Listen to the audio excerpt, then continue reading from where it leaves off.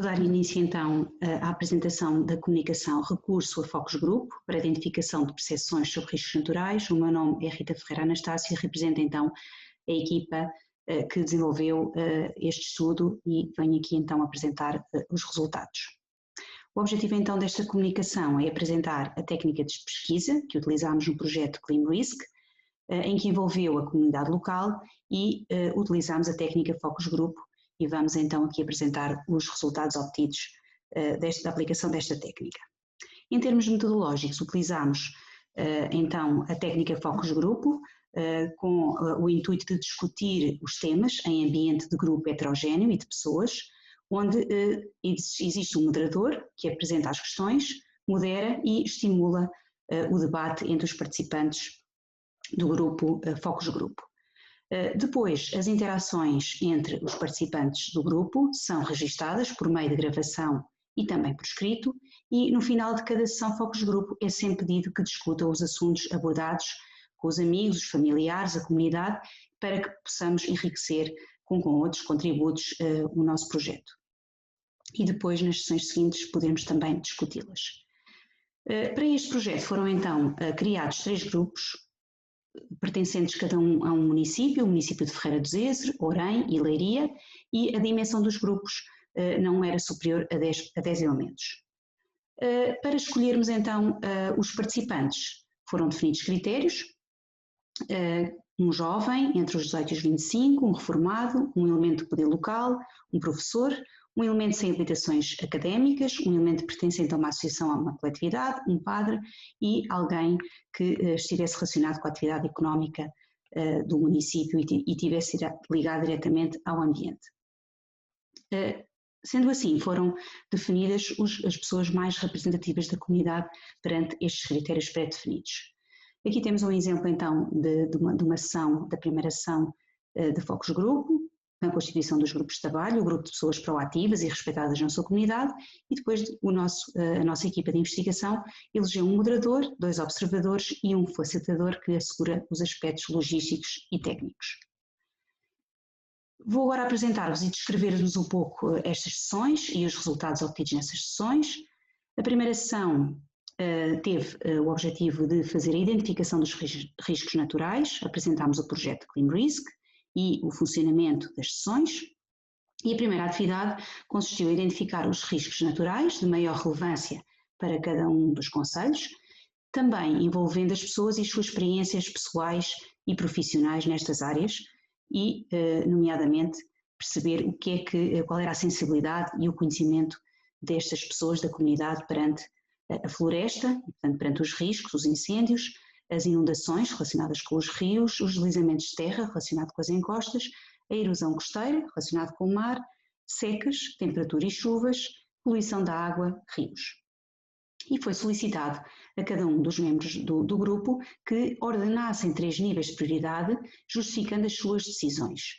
O vermelho, prioridade elevada, amarelo, prioridade média e verde, prioridade baixa. E foi feita então uma atividade, portanto com cartolinas das várias cores e cada um dos membros da equipa foi identificando os níveis de prioridade dos riscos. Os resultados apresentam-se neste slide para cada um dos municípios e conseguimos perceber aqui pela análise que os riscos mais significativos em cada um dos municípios, em primeiro lugar, foram os incêndios. Em Ferreira do Zezer temos os deslizamentos de terras e as secas, em Leiria depois poluição da água, erosão costeira e em Orém poluição da água e secas. Mas o risco mais elevado aqui na zona será sempre o risco de incêndio e é essa a sensibilidade das pessoas da comunidade. Depois também nesta primeira sessão foram colocadas 4 questões aos participantes que responderam de uma forma individual. Uma questão relativa aos fenómenos de riscos identificados anteriormente, se têm conhecimento da sua ocorrência no passado no seu município e se sim o período. Depois as questões 2, 3 e 4, que foram objeto também de trabalho e de análise. A questão 2, a comunidade ou o indivíduo tem recebido informações do poder local sobre estes fenómenos, se sim, quais, que informações gostariam que lhe fossem transmitidas ao nível destes fenómenos, e a quarta pergunta, quem deve atuar na prevenção dos fenómenos. A metodologia adotada, então, para analisar os resultados destas 4 questões foi feita através da utilização do software, WebKIDA, por categorização das respostas. Numa primeira fase foram inseridas todas as transcrições em texto de todos os participantes, depois foi então codificada na etapa seguinte. Os sistemas de codificação disponibilizam então funcionalidades como códigos livres, códigos de árvores, descritores e classificadores/atributos. Aqui nesta imagem nós podemos perceber como é que nós organizamos esta árvore e os descritores utilizados como rótulos descritivos para classificar, portanto, os participantes.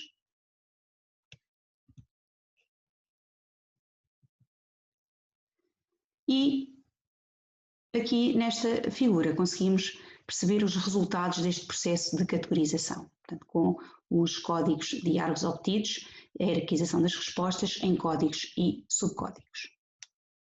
Os resultados são um pouco teóricos, apresentam-se aqui de uma forma compacta para que possamos ver, portanto, que existem vários tipos de respostas e tentamos compilar os resultados para a nossa análise. Também resultou desta primeira ação a necessidade de produzir um documento que simplificasse e sintetizasse os conceitos relacionados com o tema. E foi assim que surgiu um glossário, portanto, fotográfico e com uma síntese dos conceitos de risco, vulnerabilidade e perigo, de forma simples, com linguagem simples, para que todos pudéssemos falar a mesma linguagem. Os vários fatores e riscos naturais, secas, inundações, erosão costeira, incêndios, poluição da água, deslizamento de terra, alterações climáticas, adaptação e mitigação. Que conceitos são estes e o que é que eles significam para que todos possamos perceber os temas que estavam aqui a ser tratados. Passando então para a segunda sessão, a ideia aqui foi fazer uma interpretação temporal e espacial de cenários climáticos. Fizemos atividades com dados sobre o clima, definimos o que eram modelos de clima e cenários climáticos. Fizemos também em cada grupo a divisão em equipas, uma por cada risco, mais relevante, daqueles que eles tinham ido elegidos na sessão anterior. Foi distribuída informação em forma de gráficos e mapas temáticos de diversas variáveis biofísicas referentes a cada território e foi solicitada a análise sobre o impacto da tendência temporal e espacial do clima no risco em causa. Esta atividade pretendeu avaliar a utilização deste tipo de informação para o grupo e para a comunidade. Então, a primeira atividade foi a análise temporal dos dados de temperatura e precipitação. Foi fornecida um conjunto de informação relativamente aos ciclos anuais de precipitação e aos ciclos anuais de temperatura, média, máxima e mínima, para 2 períodos, observações e cenários. E o objetivo era que cada equipa fizesse uma análise sobre a tendência temporal do clima no risco em causa. Aqui podemos ver também o tipo de informação que foi disponibilizada, os gráficos e as variáveis com os gráficos respectivos. Os resultados foram registados numa ficha que foi criada para o efeito. As conclusões e considerações relativamente à tendência temporal e espacial da precipitação e da temperatura foram registadas separadamente e concluímos que exclui-se à partida que existe uma maior dificuldade de análise ou da temperatura ou da precipitação. Podemos também concluir que as conclusões são independentes da variável estudada. O facto de existirem riscos comuns aos diferentes municípios permitiu também verificar que as conclusões também foram independentes dos riscos analisados. De uma forma generalizada, houve uma maior dificuldade na interpretação da informação neste formato. Portanto, a leitura dos gráficos parece exigir um maior conhecimento por parte do utilizador do que está a ser apresentado. A segunda atividade foi mais interessante do ponto de vista gráfico. Foram distribuídos mapas, temos aqui 2 exemplos com 2 variáveis, com informação geográfica sobre os territórios, e o que solicitou ao grupo foi que analisasse espacialmente os dados do clima com base nesta informação geográfica. Houve aqui uma reflexão sobre a interação do clima futuro e as características do seu município, e esse registro foi efetuado numas fichas de trabalho que definimos para o registro das suas observações.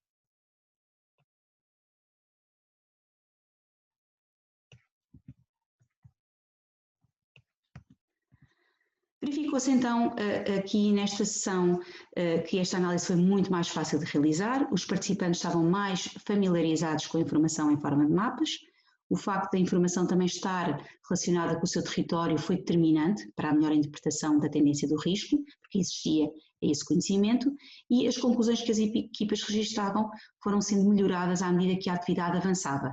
Ficavam mais à vontade com os materiais e com o conhecimento que tinha sido adquirido ao longo da sessão e foi mais interessante também do ponto de vista da dinâmica de grupo. Esta atividade foi importante porque contribuiu com pistas sobre qual a melhor forma para disponibilizarmos informação climática, assim como também a necessidade de criarmos uma cultura de interpretação de informação climática junto das comunidades. Nesta segunda sessão também foi solicitado aos participantes que registassem ou dessem sugestões de como é que esta informação poderia ser melhorada e a forma de a disponibilizar e a forma também de a tornar mais acessível a um maior número de cidadãos. Também foi solicitado propostas de medidas de adaptação às alterações climáticas, foi sugerido que fizessem esse trabalho em conjunto com a comunidade, com a família e com amigos e que nos sugerissem também formas e formatos de divulgação dessas medidas pela comunidade. Esta recolha de informação iria nos permitir passar para a terceira sessão de trabalho. Reunida essa informação e compilada essa informação, deu-se início à terceira sessão, onde pretendemos analisar e discutir as medidas de adaptação. Esta análise, portanto, foram compiladas muitas sugestões e que durante a sessão foram analisadas todas essas boas práticas ambientais, medida a medida, e foi discutida a sua pertinência, a sua linguagem, de que forma é que nós poderíamos torná-la mais simplificada para a comunidade e para ser compreendida por todos, sobretudo para as comunidades rurais, e o objetivo seria produzir um documento, um veículo de informação útil, com todas estas informações, para o uso das populações e que, de alguma forma, pudéssemos contribuir para um aumento da consciência ambiental coletiva. Também se discutiu o formato do documento, que teria de ser fácil consulta, em forma de agenda, um formato A5, e que poderia também ser impresso ou usado em casa ou no trabalho. E, terminado e estruturado o documento, o mesmo foi então designado por Manual de Boas Práticas. A estrutura então do manual divide-se em 3 partes. Uma primeira parte onde temos o clima futuro e as medidas de adaptação, as perspectivas de clima futuro aqui na região centro, e um conjunto de medidas de adaptação a seguir pela população em geral, por fator climático, ou seja, está dividido por quais são as medidas para se há um aumento da temperatura, ou se há um aumento de precipitação, ou a diminuição da temperatura, entre outros, alguns exemplos. Depois, também sugerimos um conjunto de medidas a implementar pelos gestores de território, portanto, mais direcionados para os técnicos, e, por fim, propôs uma estrutura de kit de emergência, um kit de emergência para que as famílias em situação de emergência pudessem, então, ter preparado esse kit, um kit básico, um kit de primeiros socorros e um kit básico mais. Então o objetivo deste trabalho de compilação e produção do Manual de Boas Práticas foi despertar e estimular em cada um dos seus leitores ou utilizadores a importância da autoproteção. Temos aqui então o exemplo da imagem do nosso manual, com o Key Code e também o link para que possam consultar. Foi também discutida, como já foi referida, outras formas de disseminar estas boas práticas ambientais e foi também proposta a elaboração de marcadores livres com mensagens de boas práticas ambientais e um jogo didático para o ensino para as crianças, para os mais jovens, de cartas com divulgação dos diferentes tipos de risco e medidas preventivas ou de mitigação dos mesmos riscos disponíveis para impressão no site. O layout gráfico do jogo, portanto, também está disponível no site do projeto, é possível fazer download e imprimir para que possa ser usado como material didático. Em termos de conclusões, a aplicação então da técnica de focus group ao tema das alterações climáticas foi uma mais-valia do ponto de vista dos contributos para as comunidades, para as questões mais práticas das alterações climáticas e vai ao encontro daquilo que foi proposto por Morgan em 1997 e que é o que ele definiu como componentes essenciais. Ao longo do processo temporal, notámos que houve uma diminuição de participantes por grupo de trabalho e que algumas vezes foi um impedimento para uma discussão mais alargada e mais diversificada dos assuntos e das opiniões e das tarefas. No entanto, os objetivos globais foram atingidos pelo esforço redobrado de quem estava presente e que permitiu-nos chegar a bom porto a resultados tão interessantes como já apresentados. Então, há um grande êxito na sensibilização da comunidade para as problemáticas das alterações climáticas, para a compreensão dos fenómenos, através desta técnica que nós aplicamos de foco grupo.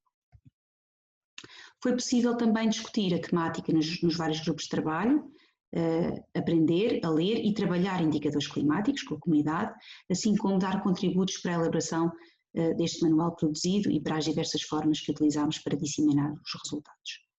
Dois aspectos fundamentais a considerar no sucesso da técnica do Focus Group: o papel do moderador, com um elenco todo das atividades e na moderação de discussão dos temas, e a equipa e a composição do grupo, que foram essenciais para que a diversidade de resultados surgisse e alimentasse um debate interessante sobre diferentes pontos de vista. Como conclusão final, a técnica Focus Group contribuiu significativamente para que o envolvimento da comunidade fosse efetivo. Muito obrigada. Dou por fim esta comunicação.